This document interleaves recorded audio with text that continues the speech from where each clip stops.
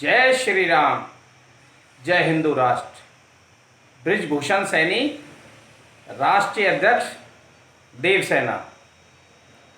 मित्रों, आज का विषय है नेपाल बोल रहा है चीन की भाषा। साथियों, आज चर्चा करेंगे किस तरह से नेपाल चीन के झांसे में आकर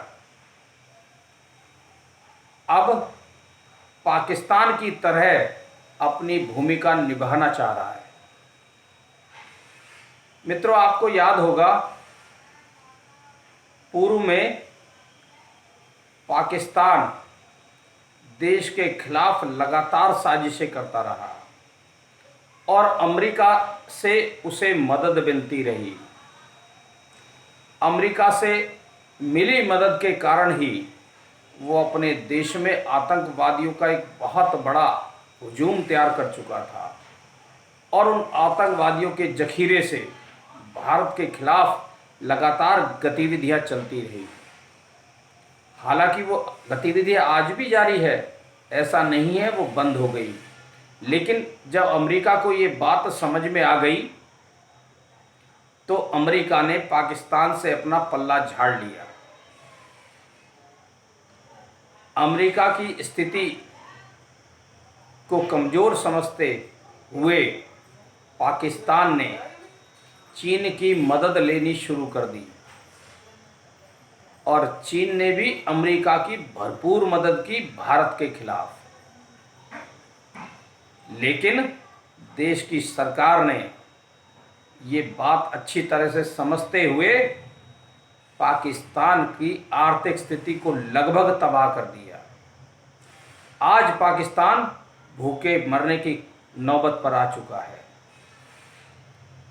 और पाकिस्तान की इतनी औकात नहीं है कि वो भारत के खिलाफ अब कोई षड्यंत्र कर सके, क्योंकि वो आर्थिक रूप से इतना कमज़ोर हो चुका है कि अपने देश के लोगों का पेट भरना भी उसके लिए मुश्किल हो चुका है। लेकिन अब मित्रों, चीन ने एक और चाल चली है, क्योंकि चीन भी लगातार भारत के खिलाफ साजिश रचता रहा है। चीन ने यह समझ लिया कि अब पाकिस्तान के बूते की बात नहीं है कि भारत को वो किसी भी तरह से चोट पहुंचा सके, भारत का किसी भी तरह से नुकसान पहुंचा सके। चीन ने नेपाल को उकसाना शुरू किया और आर्थिक मदद की नेपाल की, और नेपाल ने चीन के झांसे में आकर भारत के खिलाफ बोलना शुरू कर दिया।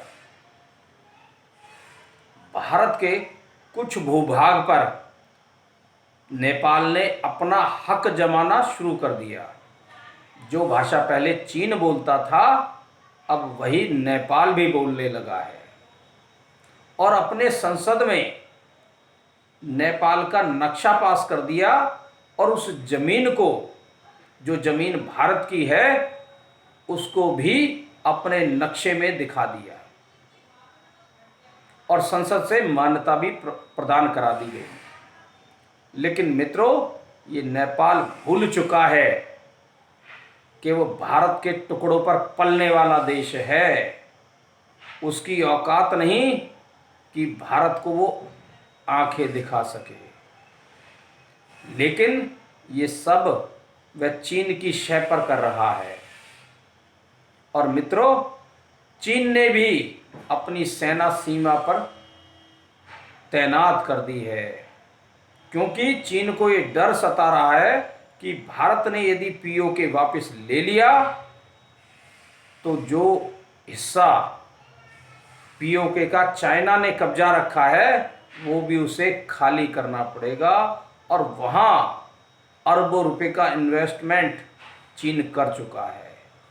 उसे पता है कि यदि ये हिस्सा भारत में चला गया तो उसे बहुत बड़ा आर्थिक नुकसान होगा और वो ज़मीन भी हाथ से चली जाएगी जो पीओके की है। और पीओके भारत का ही हिस्सा रहा है। पूर्व के प्रधानमंत्रियों की कायरता के कारण ही पीओके भारत से हाथ से निकल गया।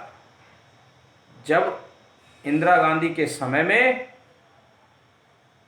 90,000 सैनिकों को पाकिस्तान की के 90,000 सैनिकों को कब्जे में ले लिया था, तो भारत ने उनके सैनिक भी लौटा दिए, उनकी ज़मीन भी लौटा दी, लेकिन पाकिस्तान जम्मू कश्मीर के जिस बड़े भूभाग पर कब्जा कर चुका था, उस कब्जे को भारत ने वापस नहीं लिया और वो पाकिस्तान के अधीन रहा। ये एक बहुत बड़ी राजनीतिक भूल थी जिसका खामियाजा भारत को भुगतना पड़ा। लेकिन मित्रों, अब इस देश में का शासन एक बहुत ईमानदार और मेहनती और देशभक्त व्यक्ति के हाथ में है। वो देश की सुरक्षा करना बहुत अच्छी तरह से जानता है। पाकिस्तान ने जो चाल चली थी उसका भारत मुंह तोड़ जवाब दे चुका है। अब समय आ चुका है कि हम नेपाल को भी और साथ में चीन को भी उसका मुंह तोड़ जवाब दें, और इसके लिए सेना भी भारत की तैयार हो चुकी है और वो भी चीन के बॉर्डर पर खड़ी है। साथियों, कभी भी ऐसा समय आ सकता है कि हो सकता है चीन की सेना से भारतीय सेना को दो दो हाथ करने पड़े, लेकिन भारतीय सेना का मनोबल हमेशा से ही बहुत ऊंचा रहा है। 1962 में जब भारत की सेना के पास बहुत अच्छे हथियार भी नहीं थे, तब भी भारतीय सेना ने बड़ा डटकर मुकाबला किया था।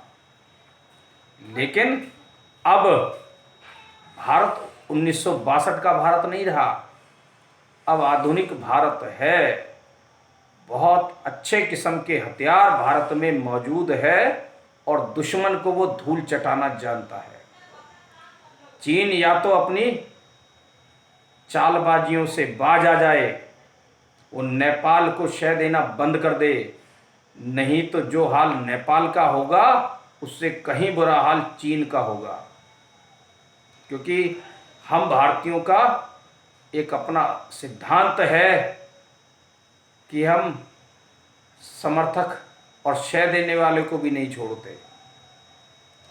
यदि समय रहते नेपाल अपनी हरकतों से बाज नहीं आया तो उसे बहुत भारी कीमत चुकानी पड़ेगी।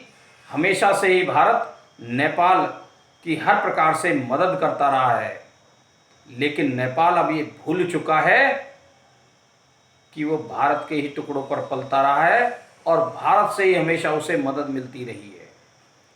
अब छोटे से लालच में चीन की बोली बोल रहा है और चीन के ही इशारों पर भारत को आंखें दिखा रहा है। लेकिन भारत अपने आप में सक्षम है और भारत की जनता भी पूरी तरह से सक्षम है किसी भी परिस्थितियों का मुकाबला करने के लिए। और भारत की सेना इस विश्व की सबसे मजबूत सेना गिनी जाती है। अमेरिका भी इस बात को कहता है कि भारत की सेना मिल जाए और मेरे शस्त्र मिल जाए तो मैं पूरे विश्व पे राज कर लूँगा।